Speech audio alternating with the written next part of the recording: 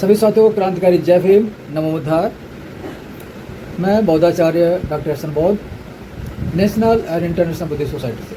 आज पूरे देश में जिस प्रकार से यूजीसी और आरक्षण का सपोर्ट और विरोध चल रहा, का आरक्षण क्या है, क्यों है, कैसे आया और जो लोग ख़त्म करना चाहते हैं ये ख़त्म कैसे होगा, इस बारे में जानकारी होना बहुत ज़रूरी है। और नहीं तो आपस में लड़ते रहेंगे जिसका परिणाम कुछ नहीं होगा। लड़ाई पहले से जारी है और आगे भी जारी रहेगा। सबसे पहले वो जाने कि आरक्षण है क्या, क्यों आया।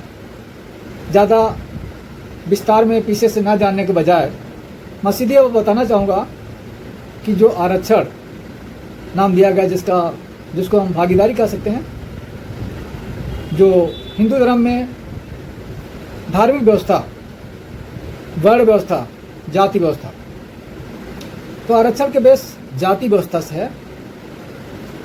कुछ लोग कह रहे हैं कि संविधान आने के बाद जाति बढ़ा है। संविधान 26 जनवरी 1950 में लागू हुआ था। और धर्म आपका कितना पुराना है आप खुद बता सकते हैं, क्योंकि ये ब्राह्मण धर्म, जो फिर बाद में वैदिक धर्म हुआ, फिर हिंदू धर्म हुआ, आज सनातन की बात कर रहे हैं। जो भारत का इतिहास है, ईसा पूर्व का इतिहास है। भारत बुद्ध में भारत था, ईसा पूर्व का इतिहास है। जबकि आरक्षण जो संवैधानिक अधिकार आरक्षण है 26 जनवरी 1950 के बाद, जो हिंदू धर्म की व्यवस्था थी, ब्राह्मण, क्षत्रिय, वैश्य, शूद्र, और शूद्रों में 6743 जातियां, ऊंच नीच का भेदभाव, उन शूद्रों को, अछूतों को पानी पीने का अधिकार नहीं था।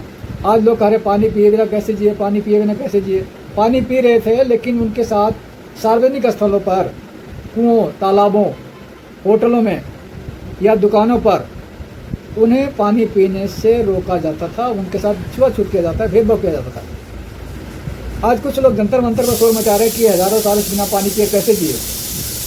अरे मूर्खों, पानी पी रहे थे, लेकिन जो सार्वजनिक स्थानों पर, वहाँ उन्हें पानी पीने के साथ जो सवर्ण समाज के लोग थे और जाति के लोग थे, उन्हें अपने गिलास से, अपने लोटे से, अपने बाल्टी से, अपने कुओं से, अपने हैंडपम्प से पानी नहीं लेने देते थे।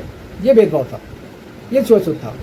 और आज भी गाँव में, भारत के अधिकतर गाँव में जाति के हिसाब से कॉलोनियाँ हैं, गाँव बने हैं। कहीं जाटो समाज का है, कहीं कुमार समाज का, कहीं ब्राह्मण समाज का, कहीं वाल्मीकि समाज के गाँव हैं। और आज भी ब्राह्मण समाज और क्षत्रिय समाज, या जिसको ठाकुर समाज कहते हैं, उनके घरों में अगर कोई जाता है, SC ST समाज के लोग या OBC समाज के लोग, तो वो उन्हें अलग बैठाते हैं या अपने गिलास से पानी पीने नहीं देते हैं। आज ही व्यवस्था है। तो सबसे पहले जानो कि जो आरक्षण है, जो आरक्षण के बेस है, अधिकार है, वो आर्थिक आधार पर नहीं है, वो जाति के आधार पर है। क्योंकि भेदभाव जो है वो जाति के आधार पर होता आया है। और भेदभाव को ख़त्म करने के लिए,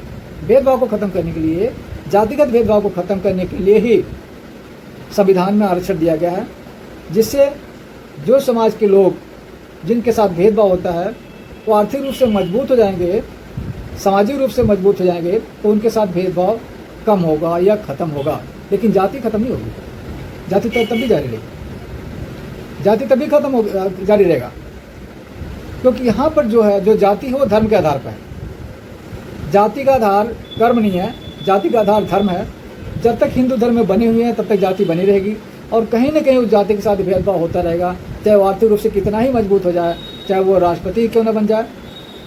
अभी मौजूदा हालत में माननीय खड़गे के साथ भी भेदभाव हुआ, अखिलेश यादव जी के साथ भेदभाव हुआ, द्रौपदी मुर्मू जी के साथ भेदभाव हुआ, रामनाथ कोविंद जी के साथ भेदभाव हुआ। तो इस प्रकार से समझ सकते हैं कि ये आर्थिक रूप से मजबूत हो जाने पर भी वो जाति खत्म नहीं होती है। इसलिए जो लोग कहते हैं कि जब तो जो आर्थिक रूप से अमीर हो गए और आर्थिक रूप से संपन्न हो गए, डॉक्टर बन गए, इंजीनियर बन गए, तो उनका आरक्षण खत्म हो जाना चाहिए, ये गलत है। आर्थिक रूप से मजबूत हो गए, लेकिन सामाजिक रूप से उनकी स्थिति वही है। तो जब तक ये सामाजिक रूप से मजबूत नहीं हो जाएंगे, सामाजिक रूप से ये जाति व्यवस्था समाज से खत्म नहीं हो जाएगा, तब तक ये आरक्षण जाति के आधार पर बना रहेगा। सवर्ण समाज जो इनका आरक्षण की विरोध कर रहे हैं, UGC का विरोध कर रहे हैं, जो कि यूनिवर्सिटी ग्रांट कमीशन है, जहाँ यूनिवर्सिटियों में भेदभाव होता है जाति के आधार पर, उसके लिए जो बिल लाया गया है, जो भी रुका हुआ है, जो लोग विरोध कर रहे हैं वो ये चाहते हैं कि हम ऊंचे बने रहें और बाकी लोग हमारे नीचे दबे हुए रहें। और ये व्यवस्था जो हमारे हज़ारों सालों से ऊंच नीच को बना रहे। लेकिन आज का जो समाज, आज को जो लोग हैं, जो पढ़े लिखे लोग हैं, जो जागरूक लोग हैं, जो स्वाभिमानी लोग हैं, वो इसको नहीं चलने देंगे। अब वो भूल जाएं कि लोग आपके नीचे दबकर रहेंगे, ऐसा नहीं होगा। आपको सबको सम्मान देना पड़ेगा। अगर आपको सम्मान चाहिए तो सम्मान आपको देना पड़ेगा। तो अब सिंपल सी बात आप समझ लें, जो लोग आरक्षण की विरोध कर रहे हैं, संविधान की विरोध कर रहे हैं, ओबीसी का विरोध कर रहे हैं, कि आरक्षण तब खत्म होगा जब आप जाति बोलना लिखना बंद कर देंगे। आप एक तरफ गर्व से कह रहे हैं कि हम सबर समाज है, हमारा सबर समाज गरीब समाज है, उसको आरक्षण चाहिए, तो आरक्षण आपको चाहिए तो आप जाति बदल लो। आरक्षण जिन जातियों को मिल रहा है अपने जाति को रख लो। आप वाल्मीकि बन जाओ, आप जाटो बन जाओ, आप चमार बन जाओ, आप नाई बन जाओ, आप धोबी बन जाओ, और कुछ सालों तक जियो, उनके जीवन जियो। आप काम करना शुरू करो, गटर साफ करो। और नहीं तो आपको ये स्वीकारना पड़ेगा कि आपको जो दबे कुचले लोग हैं, जो सामाजिक रूप से आर्थिक रूप से पिछड़े हैं, उनको जो आरक्षण मिल रहा वो जारी रहेगा जब तक ये जातिगत व्यवस्था खत्म नहीं हो जाती। अब इतिहास में जाएंगे तो बाबा साहब डॉक्टर भीमराव अम्बेडकर ने बहुत ही संघर्ष करके ये जो भागीदारी है आरक्षण दिलाया था। आरक्षण नहीं था, ये हिस्सेदारी था। पुनः पैठ के बदले कम्युनल अवार्ड मिला था जो बाबा साहब को वोट देने का अधिकार। उस अधिकार के बदले में गांधी ने, उसमें भी गांधी ने अपने अधिकार की लड़ाई नहीं लड़ रहा था, वो दूसरों का अधिकार छीनने की लड़ाई लड़ रहा था। और आज भी सबर समाज के लोग जो आंदोलन कर रहे हैं अपने अधिकारों के लिए नहीं, अन्य समाज के लोग जितने भी लोग आंदोलन करते हैं वो कुछ पाने के लिए आंदोलन करते हैं, अपने अधिकारों के लिए आंदोलन करते हैं कि हमें हमारा अधिकार चाहिए। लेकिन ये समाज के लोग, क्योंकि इनको सारे अधिकार मिल चुके हैं, उससे ज़्यादा ले रहे हैं, सभी जगह पर सभी संसाधनों पर कब्जा करके बैठे हैं, सामाजिक रूप से मजबूत हैं, आर्थिक रूप से मजबूत हैं, लेकिन फिर भी वो आंदोलन कर रहे हैं। वो किसके लिए? वो नहीं चाहते कि सामने वाले जो लोग हैं वो हमारी बराबरी पाएं, इसलिए उनका अधिकार छीनने के लिए आंदोलन कर रहे हैं।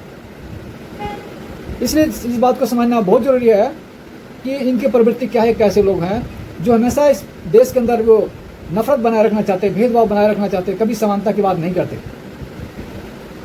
तो समानता लाने के लिए ये आरक्षण दिया गया है, और ये आरक्षण तब तक जारी रहेगा जब तक जाति व्यवस्था रहेगी।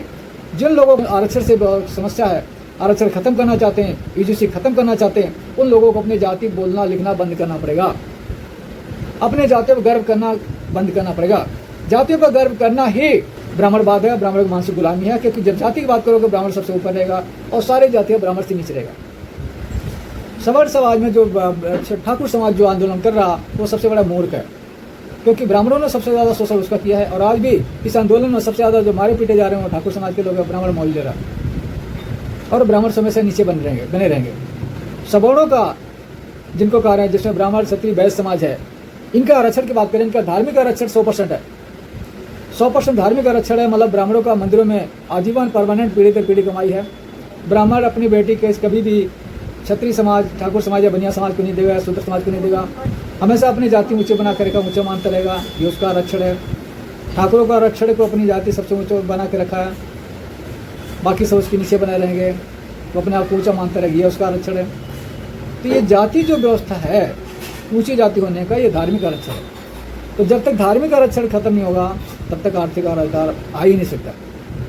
अगर आपको आर्थिक आधार लाना है तो पहले जाति व्यवस्था खत्म करना पड़ेगा, सामाजिक रूप से समानता लाना पड़ेगा।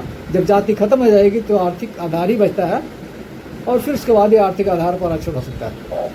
जबकि सवर्ण समाज EWS के नाम पर जिनकी संख्या ही 10% है, 10% आरक्षण ले रहे हैं, तो यहाँ पे 10% आपको आरक्षण में मिल रहा आर्थिक आधार पर, जो कि लगभग 100% है, और आपको 100% आरक्षण धार्मिक आधार पर मिल रहा है। इस प्रकार से आपको 200% आरक्षण आप खुद ले रहे हैं, लेकिन आप दूसरों का आरक्षण को, दूसरों का अधिकार को छीनना चाहते हैं।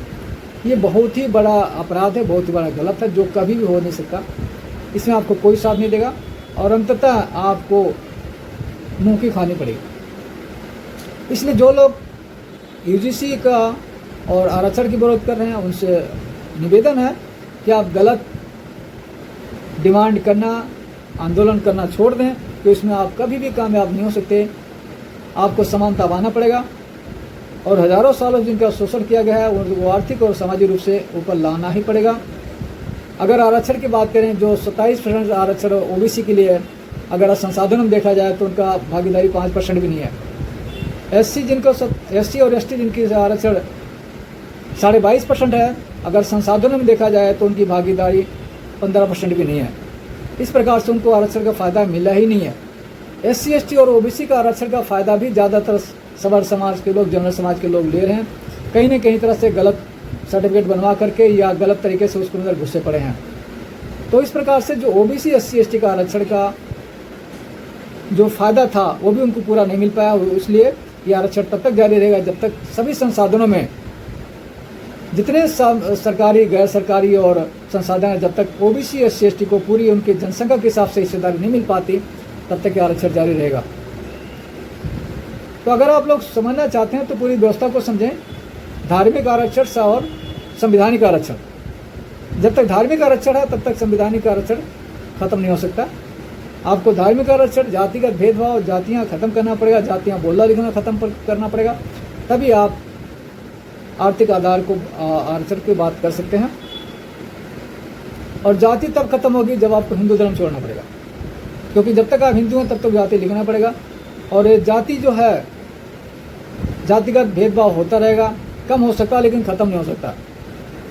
इसलिए बाबा साहब डॉक्टर भीमराव अम्बेडकर ने, जिन्होंने संविधान लिखा, संविधान में आरक्षण दिलाया, और उन्हें पता कि इस आगे संविधान का दुरुपयोग कर सकते हैं, गैर संविधानिक लोग, संविधान विरोधी लोग सत्ता में बैठे जाएंगे, इसलिए उन्होंने 1956 में हिंदू धर्म को छोड़ दिया कि आप इस जातिवाद, अंधविश्वास, पाखंड से बाहर निकलने के लिए आपको बौद्ध धर्म का रास्ता अपनाना ही पड़ेगा, जो भारत का मूल धर्म है। तो आपसी लड़ाई और आरक्षण, इस सब को ख़त्म करने के लिए एक ही उपाय है कि आप सभी लोग बौद्ध बने, जातियाँ छोड़ें, पाखंडियों का साथ छोड़ें, अंधविश्वास, पाखंड छोड़ें, तर्कवादी भी बने, विज्ञानवादी बने, तभी पूरी तरह से SC ST OBC का आरक्षण खत्म होगा। और SC ST OBC के लोग, जिनकी संख्या 85% है, जब सभी लोग बौद्ध बन जाएंगे तो उनको जो आरक्षण है, बौद्धों को अपना आरक्षण मिलेगा, जो अल्पसंख्यक का आरक्षण है। और जो 85% लोग बौद्ध बन जाएंगे तो अल्पसंख्यक नहीं रहेंगे, बहुसंख्यक हो जाएंगे। इस प्रकार से पूरा भारत बुद्ध में हो जाएगा। तब जाके भारत सुख शांति से यहाँ के लोग रह सकते हैं, जैसे चाइना है, जापान है, कोरिया है, श्रीलंका है आदि विकसित देशों में भारत का नाम आ सकता है।